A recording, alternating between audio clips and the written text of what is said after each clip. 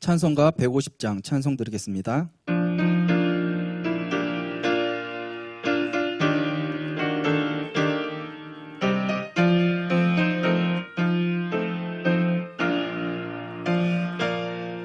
갈보리 산 위에 십자가 섰으니 주가 고난을 당한 표라. 험한 십자가를 내가 사랑함은 주가 보혈을 흘림이라. 주 승리를 얻기까지 주의 십자가 사랑하리. 빛난 멸류관 받기까지 험한 십자가 붙들겠네. 멸시 천대받은 주의 십자가에 나의 마음이 끌리도다. 귀한 어린 양이 세상 죄를 지고 험한 십자가 지셨도다. 최후 승리를 얻기까지 주의 십자가 사랑하리. 빛난 멸류관 받기까지 험한 십자가 붙들겠네. 험한 십자가에 주가 흘린 피를 믿는 마음으로 바라보니 나를 용서하고 내 죄 사하시려 주가 흘리신 보혈이라. 최후 승리를 얻기까지 주의 십자가 사랑하리. 빛난 멸류관 받기까지 험한 십자가 붙들겠네. 주님 예비하신 나의 본향집에 나를 부르실 그날에는 영광 중에 계신 우리 주와 함께 내가 죽도록 충성하리. 최후 승리를 얻기까지 주의 십자가 사랑하리. 빛난 멸류관 받기까지 험한 십자가 붙들겠네. 찬송가 300장 찬송 드리겠습니다.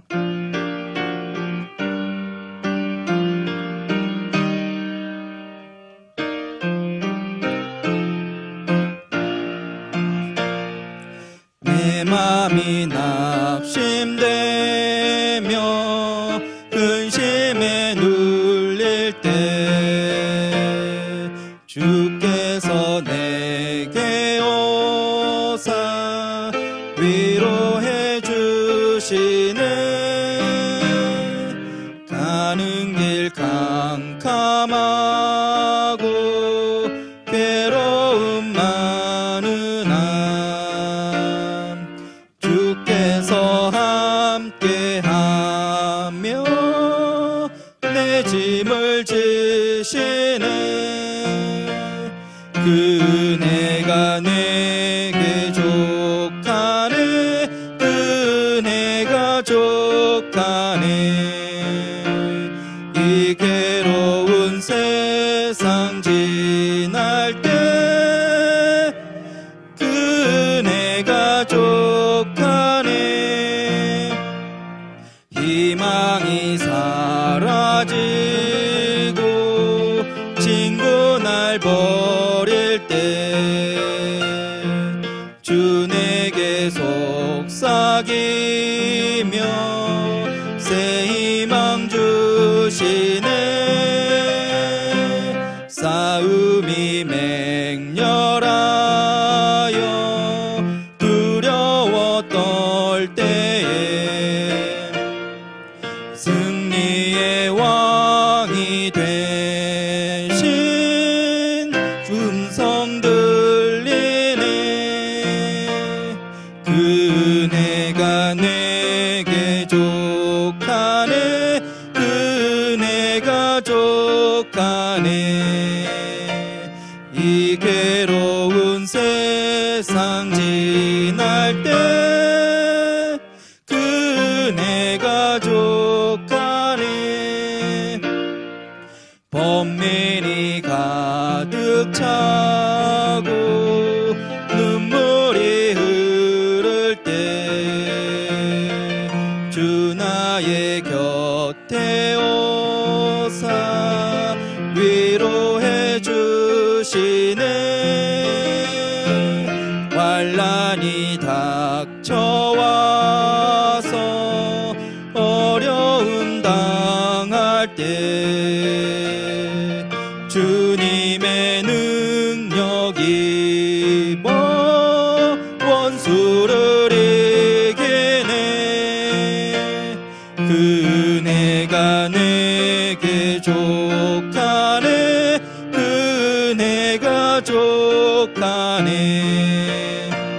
이 괴로운 세상 지날 때 그네가 족하네.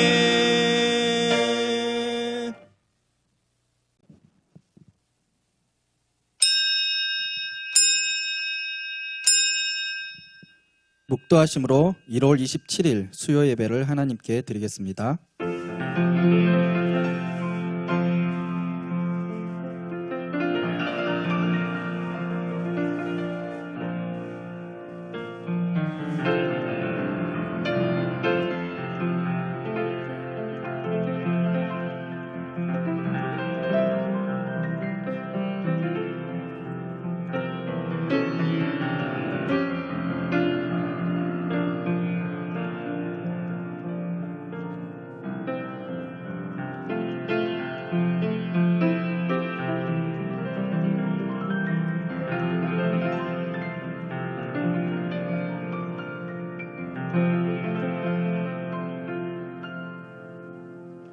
사랑과 은혜가 충만하신 하나님, 주님의 은혜로 살아가게 하시고 수요일 저녁 각자의 초소에서 영과 진리로 예배하게 하시니 감사드립니다.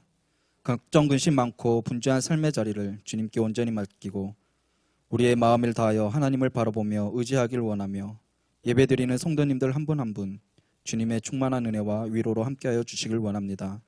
찬양을 통하여, 기도를 통하여, 말씀을 통하여 우리의 마음의 문을 활짝 열어주셔서 주님을 영접하고 우리의 삶에서 배우고 듣고 본바를 행하여 우리와 함께 하시는 평강의 하나님을 경험하는 복된 삶으로 인도하여 주옵소서.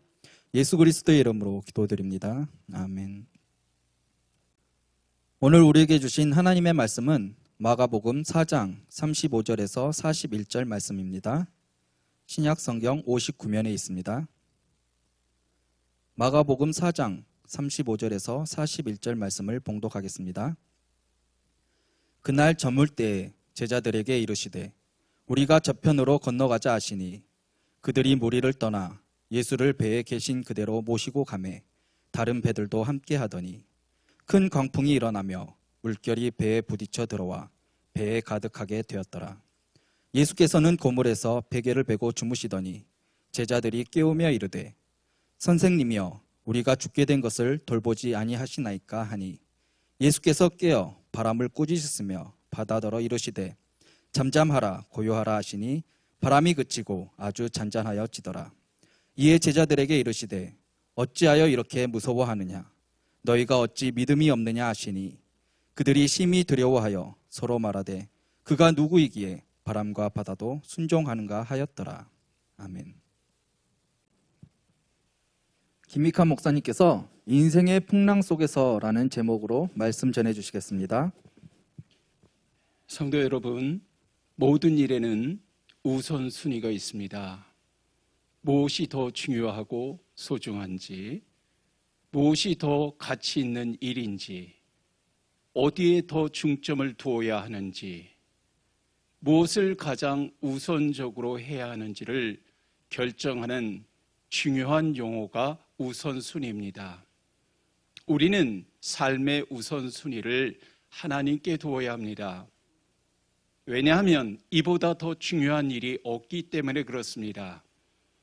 마태복음 22장 37절로 38절의 말씀을 보게 되면 예수께서 이르시되 내 마음을 다하고 목숨을 다하고 뜻을 다하여 주 너희 하나님을 사랑하라 하셨으니 이것이 크고 첫째 되는 계명이라고 말씀하셨기 때문입니다. 하나님을 기억해야 합니다. 하나님을 찾아야 합니다. 더 늦기 전에 하나님을 만나야 합니다. 하나님 앞에 나와야 합니다. 시간은 우리를 기다려주지 않습니다. 후회한들 다시 돌이킬 수가 없습니다. 이런저런 일로 삶의 우선순위가 바뀌게 되면 하나님은 우리의 인생 목록에서 아예 빠지게 되고 영적으로 메마르고 열매 없는 고달픈 신앙인이 될 수 있음을 여러분이 명심하시기를 바라고, 여러분의 삶의 우선순위를 어디에 두고 있는지, 무엇을 위해 살아가고 있는지, 무엇을 중요하게 생각하며 살고 있는지 정기적으로 점검하는 것 또한 중요한 줄 믿습니다. 여러분의 인생의 목적과 방향을 잃어버리지 않기를 바라고, 그러기 위해서 우리는 주를 바라보기를 원합니다. 주와 함께 하기를 원합니다. 주님으로부터 분리되지 아니하고 주님 안에 머무르는, 그리고 주님을 잊지 아니하는 성도 되시기를 주님의 이름으로 축복합니다. 오늘 우리가 함께 나누고자 하는 본문은 제자들이 예수님과 함께 배를 타고 호수 저편 반대편으로 가는 가운데 일어난 사건을 소개하고 있습니다.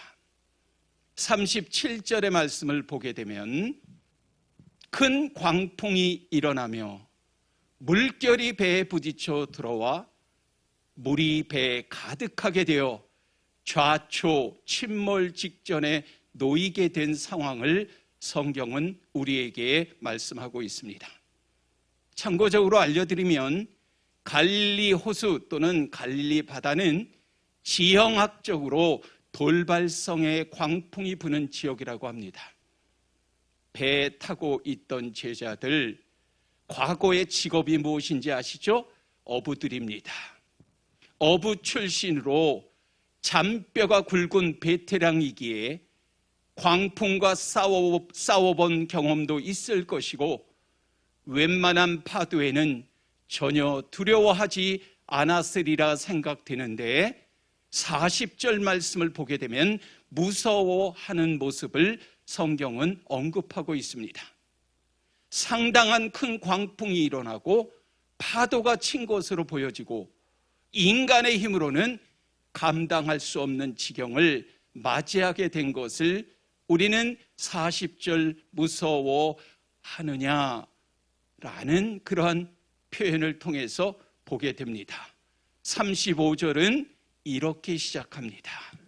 그날 저물 때에 제자들에게 이르시되 우리가 저편으로 건너가자 하시니.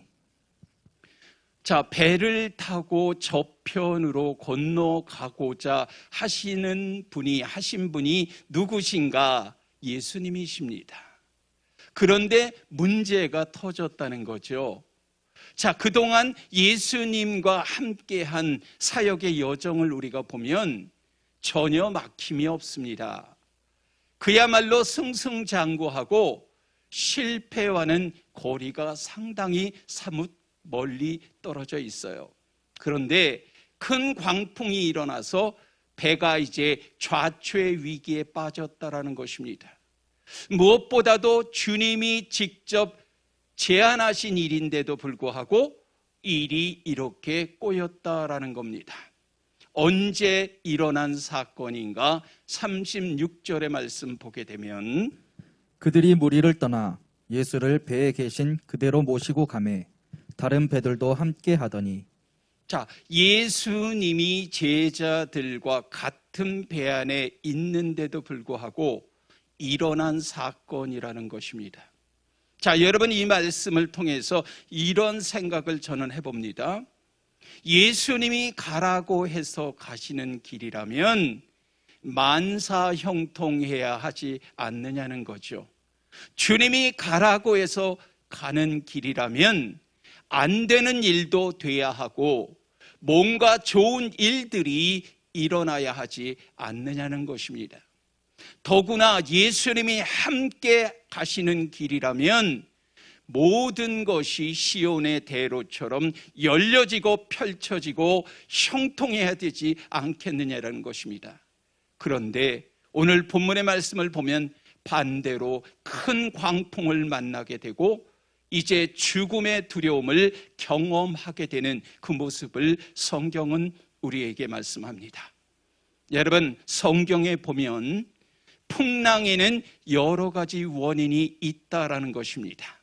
첫 번째 보면 하나님이 일으키신 큰 폭풍에 요나가 탄 배가 파선의 위기에 몰리는 내용이 요나서 1장 4절에 기록되어져 있고 요나서 1장 7절의 말씀 보면 선원들이 제비를 뽑아 재앙이 누구에게 오는가를 밝히는 그런 내용이 소개되어 있습니다. 요나서 1장 4절과 요나서 1장 7절의 말씀 읽어주세요. 여호와께서 큰 바람을 바다 위에 내리심에 바다 가운데에 큰 폭풍이 일어나 배가 거의 깨지게 된지라. 그들이 서로 이르되 자 우리가 제비를 뽑아 이 재앙이 누구로 말미암아 우리에게 임하였나 알아보자 하고 곧 제비를 뽑으니 제비가 요나에게 뽑힌지라. 자, 이 요나서의 말씀을 통해서 저와 여러분에게 적용해야 하는 말씀으로 좀 이것을 한번 좀 생각해 보면요.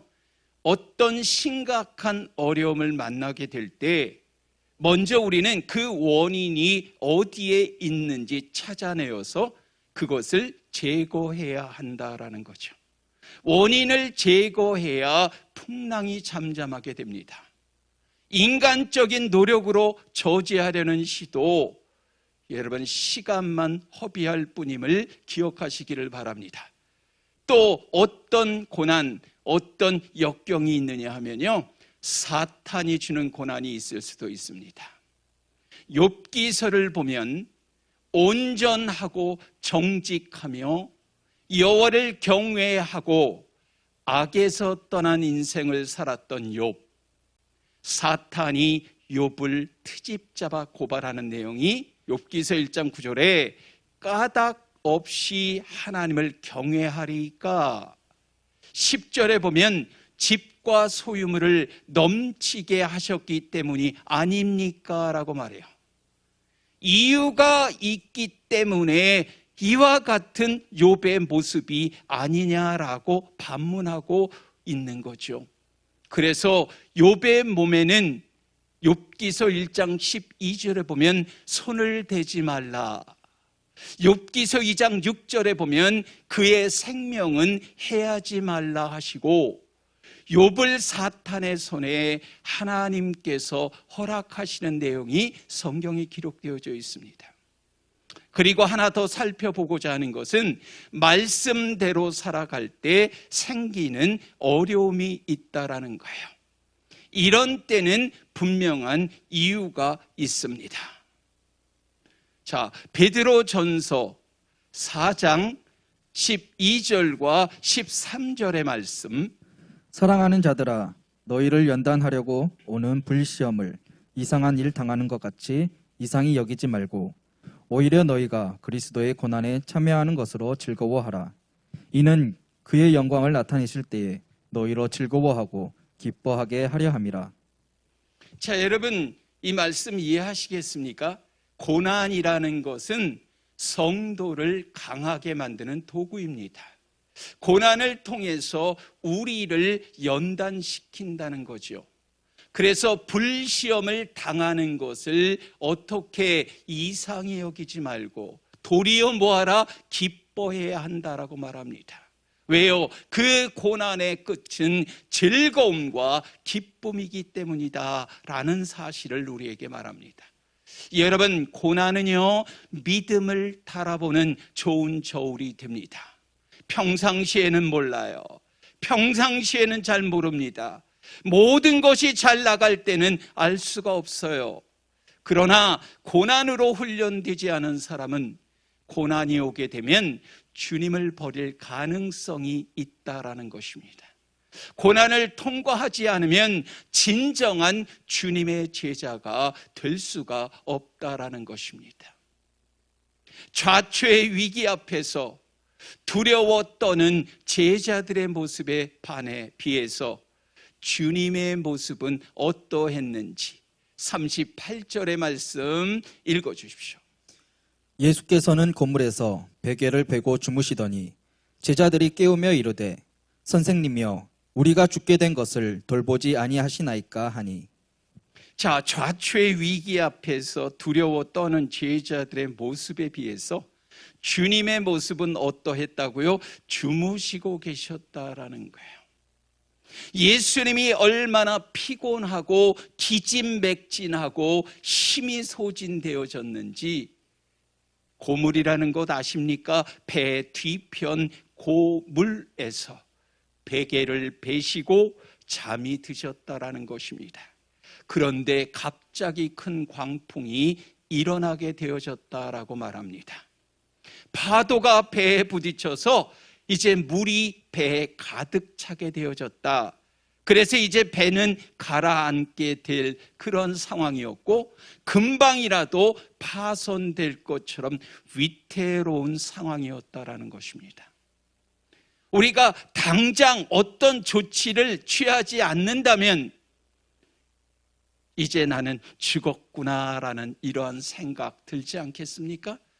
그래서 고물에서 베개 베고 주무시는 예수님을 제자가 이렇게 깨우는 거죠. 우리가 죽게 된 것을 돌보지 아니하시나이까 라고 말입니다.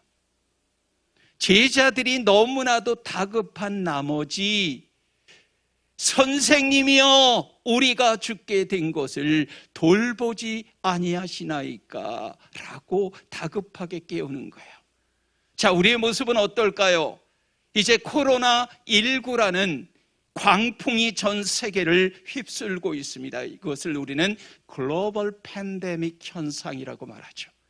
코로나 사태로 학교의 개학을 여러분 4번이나 연기하고 온라인 개학이라는 초유의 사태가 발생했던 것 여러분 기억하실 겁니다.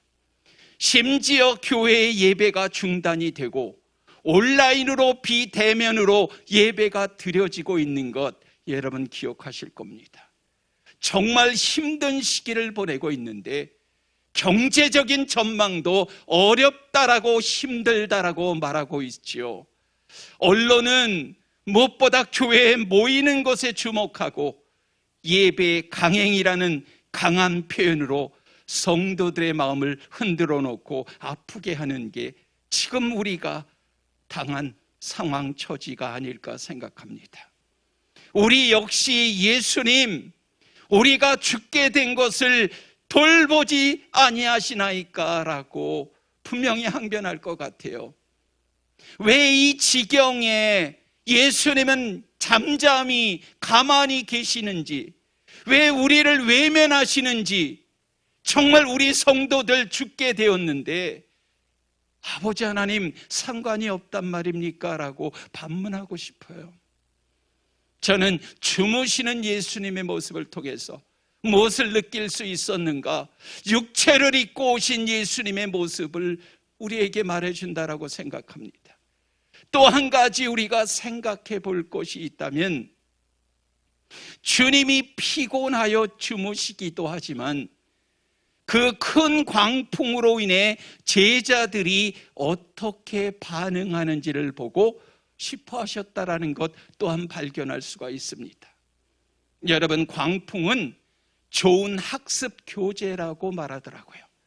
거대한 광풍 앞에서 우리의 믿음의 실체가 드러나기 때문에 분명히 광풍은 좋은, 여러분, 저와 여러분의 훈련의 교재인 줄로 믿습니다. 평소에는 잘 모르죠. 그런데 복음서를 읽어보십시오. 복음서가 계속해서 강조하고 말씀하는 게 제자와 군중을 구별하고 있다라는 것입니다.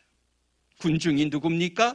자신들의 필요에 따라서 예수를 따라다니는 무리를 군중이라고 하는 거예요.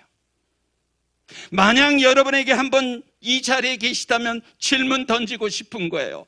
왜 교회를 다니시는지, 왜 예수를 믿는지, 왜 기도하는지, 왜 헌신하고 봉사하고 공개하고 있는지, 여러분, 우리의 신앙의 순수성을 점검하고 확인하고 여러분 자신을 성찰하는 계기로 삼을 수 있기를 주님의 이름으로 축원합니다.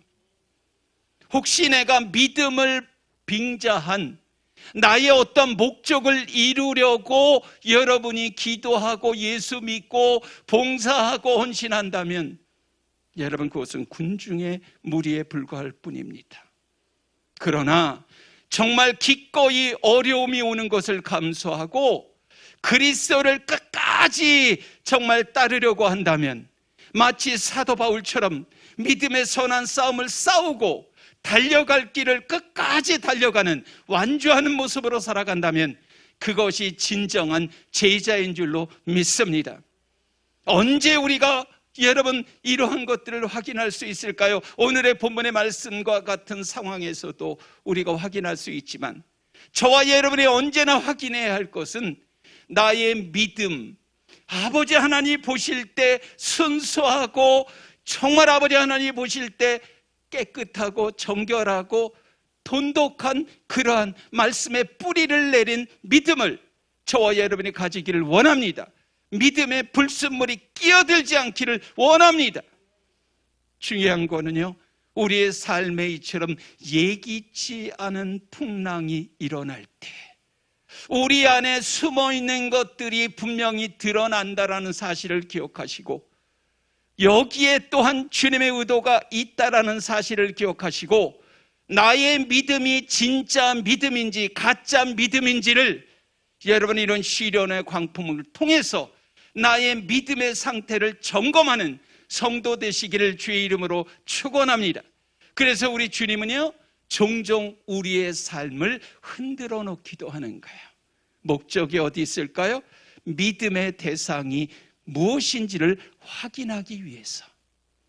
흔들리지 않는 그 믿음을 아버지 하나님께서 원하시기 때문에 저와 여러분의 이러한 삶의 여정 속에서 정말 중요한 신앙 훈련의 가장 중요한 교훈이, 그 지침이, 가르침이 무엇일까? 여러분, 제자로서의 우리가 가야 할 길은 정해져 있습니다. 그 길을 걸어갈 수 있기를 바랍니다. 풍랑을 통해서 흔들어 내시는 모습 속에서도 여러분, 흔들리지 않기를 원합니다.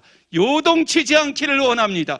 뿌리 깊은 신앙의 모습으로 살아가기를 주님의 이름으로 축원합니다. 자, 40절에 보니까요, 예수님이 제자들을 이렇게 책망하십니다. 이에 제자들에게 이르시되 어찌하여 이렇게 무서워하느냐 너희가 어찌 믿음이 없느냐 하시니. 자, 여기에서 중요한 두 가지의 구절을 여러분이 기억하셔야 되는데요. 어찌하여 이렇게 무서워하느냐. 40절 상반절에 되어 있죠. 하반절에 보면 어찌 믿음이 없느냐. 관주 성경이나 뭐 이런 데 보면요, 어떤 사본에 어찌 아직도 믿음이라고도 번역이 되어 있습니다. 자, 이 두 대목은요, 분명히 중요합니다, 우리에게. 왜요? 이 두 가지가 서로 연결되어져 있기 때문에 그래요. 다시 말하면 믿음이 부족하면 두려워 떨게 된다라는 사실입니다. 무서워하는 이유가 뭐냐? 믿음이 없기 때문이라는 거예요. 믿음이 부족해서 그렇다라는 거예요. 그 부족한 믿음이 결국은 무엇을? 두려움을 가져오게 되었다라는 것입니다. 여러분, 실패한 요인이 무엇인지, 어디서부터 문제가 일어났는지 한번 잘 보십시오. 제자들은요, 예수님과 함께 배를 타고 건너가고 있어요. 한 공간에 있었고 예수 그리스도와 함께 배 승선하고 있었지만 정작 예수가 누구인지를 몰랐다라는 것입니다. 정말 저는 이런 생각도 해봤어요. 주님이 타고 계신데 설마 이 배가 풍랑에 가라앉겠느냐? 정말 예수님이 어찌 익사할 수 있겠느냐, 이 생각을 해본 거예요. 그러니까 뭐예요? 두려워할 필요가 없겠구나, 이런 생각을 우리가 해야 될 줄로 믿습니다. 자, 더욱이 저편으로 건너가자 하신 분이 누구라고요? 예수님이에요. 내가 내 스스로 나서는 길이 아니라는 거예요. 예수님이 가자고 해서 나서는 길이라는 거예요. 그런 길은 어떻다? 걱정할 필요가 없다. 두려워할 필요가 없다. 왜요? 그 다음부터는 모든 게 주님의 영역이기 때문인 줄 믿습니다. 주님이 책임지실 것이기 때문인 줄 믿습니다. 주님은요, 우리를 부르시고 선택하시고 택하셨을 뿐만 아니라 책임도 지시는 분인 줄로 믿으시기 바랍니다. 저와 여러분이 지금 소명의 자리에서 정말 중요한 것이 있다면 뭘까요? 내가 하고 싶어서 하는 게 아니라는 거예요. 내가 가고 싶어서 가는 길이 아니라는 거예요. 주님이 가라고 하신 길 가는 줄로 믿습니다. 주님이 하라고 하신 일 하는 줄로 믿습니다. 그러면요, 그 다음은 주님의 영역으로 넘어갑니다. 주님이 하십니다. God is working이에요. 주님 일하시네. 그분이 우리의 하나님, 그분이 우리가 섬기고 믿고 따르는 하나님이신 줄로 믿습니다. 자, 예수 그리스도가 누구인지 39절의 말씀은 이렇게 우리에게 소개합니다. 예수께서 깨어 바람을 꾸짖으시며 바다더러 이르시되 잠잠하라 고요하라 하시니 바람이 그치고 아주 잔잔하여지더라. 자, 예수께서 지금요, 바람과 바다를 향해서 명령하시는 거예요. 예수님이 먼저 뭐 하십니까? 바람을 꾸짖으시고 그리고 바다를 향해서 명령하시는 거예요. 그런데요, 놀랍지 않습니까? 말씀하시니까 모든 상황이 완전히 지금 뒤집어지고 있는 것. 역전의 명수이신 하나님을 여러분이 기억하시기를 바랍니다. 저는 이 모습을 통해서요, 창세기 1장의 천지 창조를 연상하게 되는데 모든 것이 하나님의 통제하에 있다라는 것입니다. 하나님은 육지만 주관하시는 분이 아니십니다. 바다도 주관하시죠. 바람도 주관하시죠. 하나님은 이 세상 그 누구와도 비교할 수 없는, 그 무엇과도 비교할 수 없는 전지전능하신 능력, 엘샤다이의 하나님, 엘하나님, 샤다이 마이티 갓, 올마이티 갓, 큰 능력 가진 전지전능하신 분인 줄로 믿으시기 바랍니다. 자, 예수가 누구인지 41절에도 보니까요, 정말 대단한 그러한 말씀이 기록되어져 있더라고요. 41절. 그들이 심히 두려워하여 서로 말하되 그가 누구이기에 바람과 바다도 순종하는가 하였더라. 자, 제자들이요 예수 그리스도를 따르고 있지만 아직도 예수가 누구인지를 모르고 있는 것 같아요. 그 능력이 어디로부터 나온 것인지, 누구이기에 이러한 사인 앤 미라클 원더스라 하는 기사와 이적과 표적을 행하실 수 있는지 제자들에게는 아직 눈이 열리지 않았다라고 생각합니다. 저와 여러분의 신앙생활에 있어서 매우 중요한 게 뭘까요? 영의 눈이 열려져야 할 줄로 믿습니다. 영의 눈이 열려야 예수 그리스도가 누구인지를 알게 되고, 예수가 누구인지 모르면, 영의 눈이 열리지 않으면 여러분 교회를 몇 년 다녔다라는 것, 이게 그리 중요한 게 아닙니다.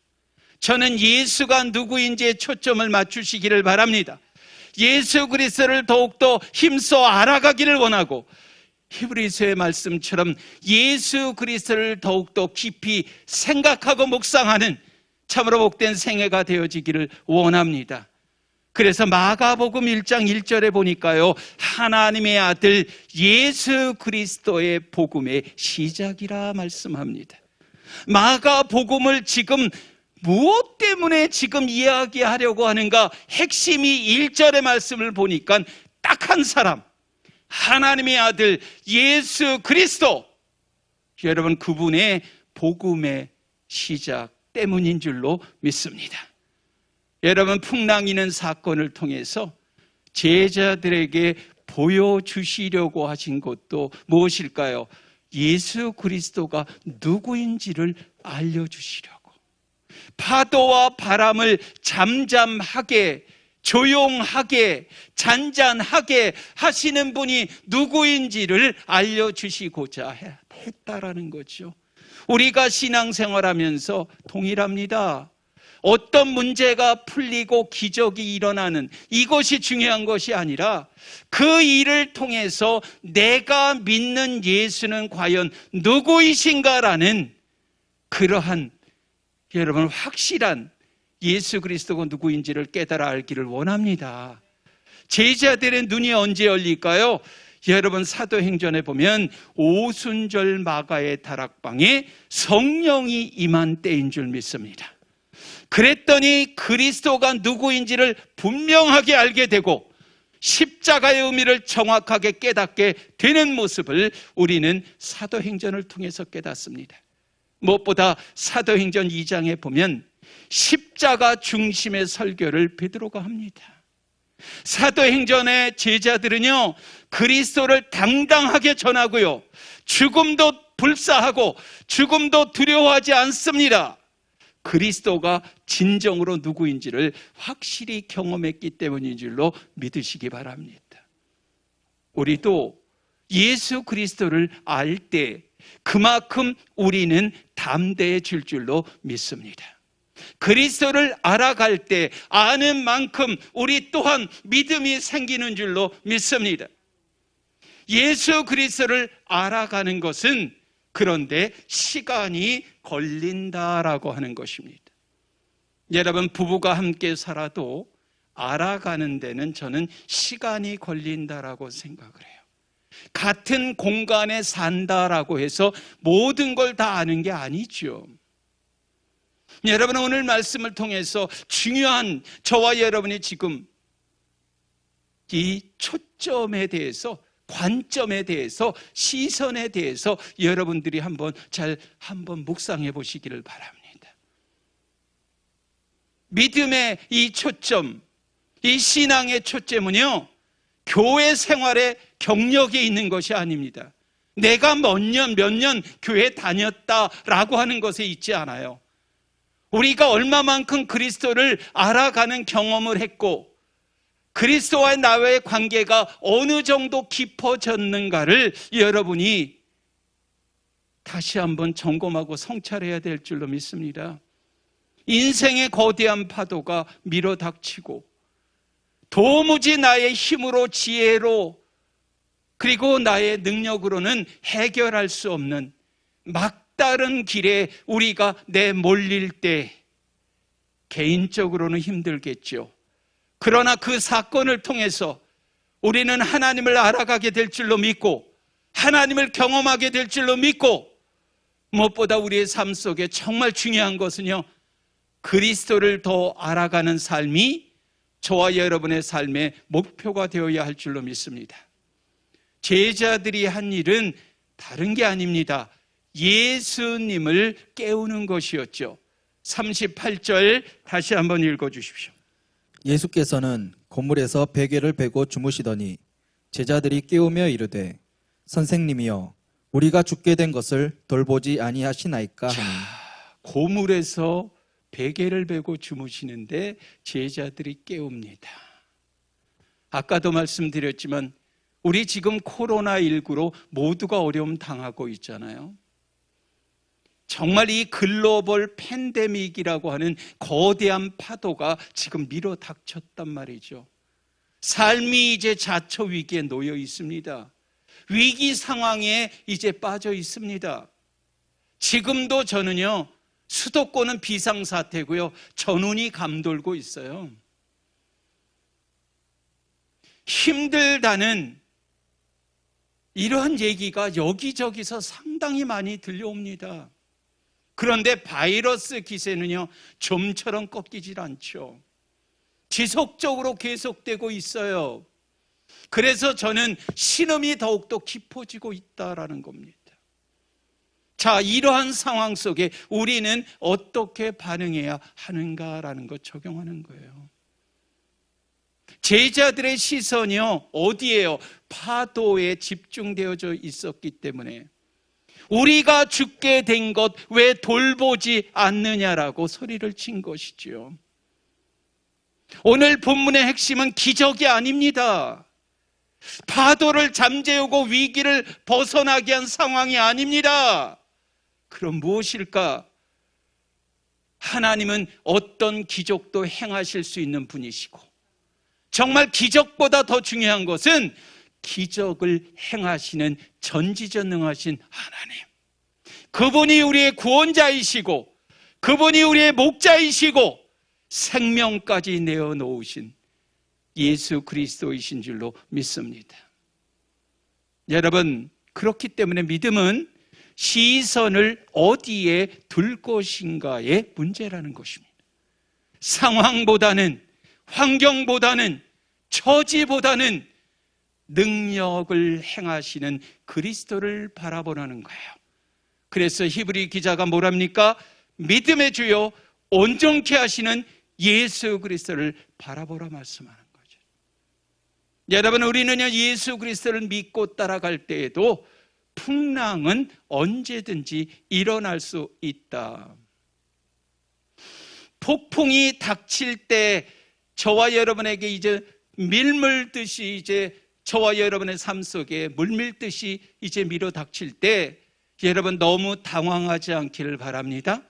위기가 하나님의 역사를, 손길을 경험할 수 있는 좋은 기회로 자리매김할 수 있기를 바랍니다. 단 우리의 시선, 정말 그리스도에게만 집중할 수 있다면 승리는 내 것입니다. 상황의 파도에 휩쓰이지 않고 여러분 그리스도와 함께 더불어 아버지 하나님께서 나와 동행하시는 임마누엘의 그러한 은총 가운데 살아가게 될 줄로 믿습니다. 제자들은요, 주님이 무엇을 해주기를 원했어요. 그런데 주님은 무엇을 원하셨을까? 주님께서는 제자들의 믿음, 그리고 제자들이 예수 그리스도를 더욱더 신뢰하기를 원하셨다라는 거죠. 주님을 신뢰하면 문제 해결됩니다. 웬만한 파도에도 흔들리지 않습니다. 우리의 삶에 여러분 그러한 때 찾아오는 게 뭘까요? 평안이고 안정한, 뭔가 마음속에 강물같이 흐르는 기쁨이 우리의 삶 속에 요동치게 될 줄로 믿습니다.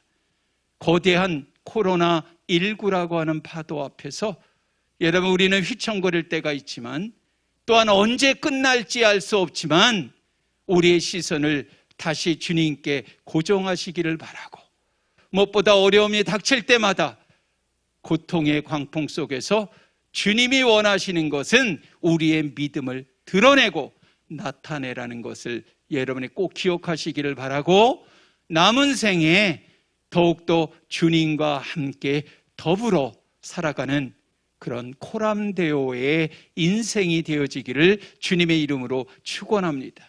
여러분, 이러한 지금 코로나19의 사태 속에서 그럼에도 불구하고 아버지 하나님의 역사하시는 하나님 반드시 만나야 될 줄로 믿고, 그러한 때일수록 하나님이 하나님 되심을 체험하는 우리 모두가 될 수 있기를 주님의 이름으로 축원합니다.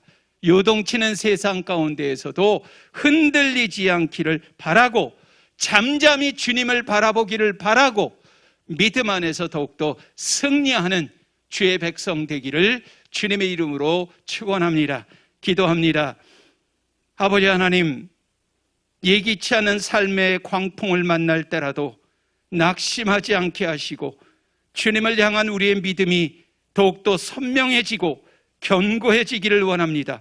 위기를 주님의 능력을 체험하는 축복의 기회로 삼게 하여 주시고, 말씀을 통해서 풍랑을 잠잠케 하시는 더욱더 그리스도 그분의 능력과 손길 안에 아버지 하나님과 더불어 함께 동행하는 인생 살기를 원하고, 수없이 일어나는 풍랑과 파도 속에서도 휩쓸리지 아니하고 더욱더 믿음으로 굳건하게 세워져가는 주의 택한 백성들로 삼아 주옵소서. 예수 그리스도의 이름으로 감사하며 축복하며 기도하였사옵나이다. 아멘. 찬송가 531장 찬송 드리겠습니다.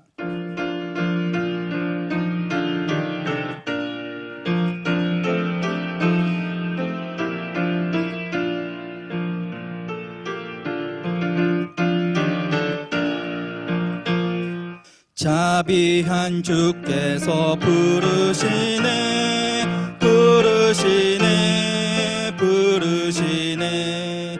사랑의 햇빛을 왜 안 받고 점점 더 멀리 가나. 지금 오라 지금 오라. 자비한 주께로 지금 곧 나오라. 고달파 지친 자 쉬라하네 쉬라하네 쉬라하네. 무거운 짐진 자 다 나오라. 쉬게 해주시리라. 지금 오라 지금 오라. 자비한 주께로 지금 곧 나오라. 주께서 지금도 기다리네 기다리네 기다리네. 죄짐을 가지고 다 나오라.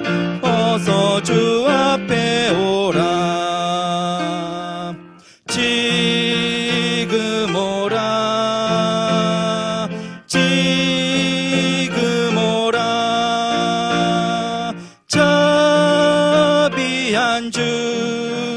주께로 지금 곧 나오라. 주님의 소리를 들어보라. 들어보라. 들어보라. 그 이름 믿는 자 복받으리. 어서 곧 일어나라. 지금 오라. 지금 오라. 자비한 주께로 지금 곧 나오라.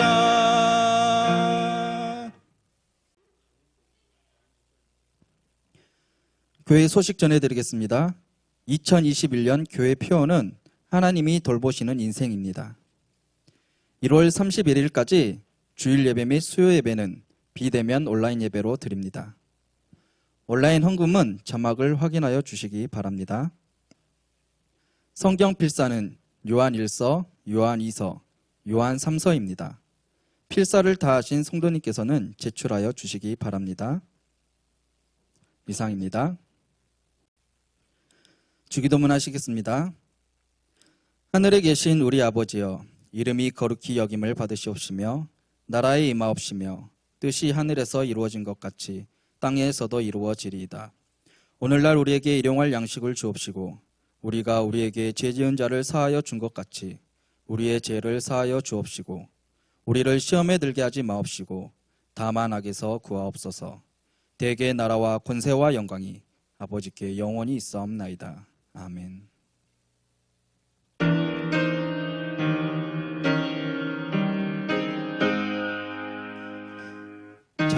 찬양하라 내 영혼아. 찬양하라 내 영혼아. 온 마음과 정성 다하여 주 찬양하라.